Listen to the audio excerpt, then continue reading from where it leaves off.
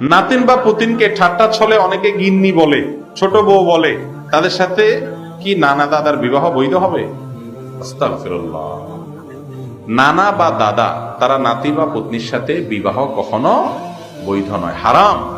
ছেলে ছেলের মেয়ে, ছেলের ছেলের মেয়ে এবং নাতিদের ঘরে অর্থাৎ নিচের যে বংশধর, এদের সাথে কখনো কি হয় না? বিবাহ বৈধ হয় না।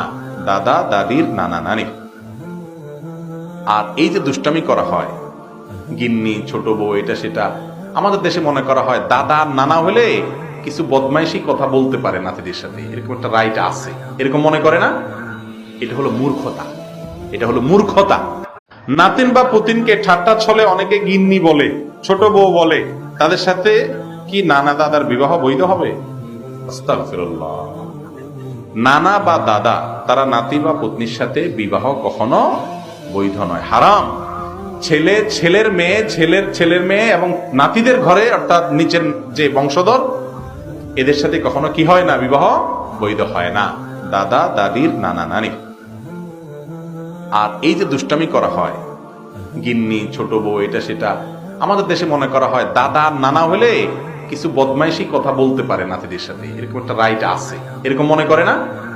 এটা হলো মূর্খতা, এটা হলো মূর্খতা।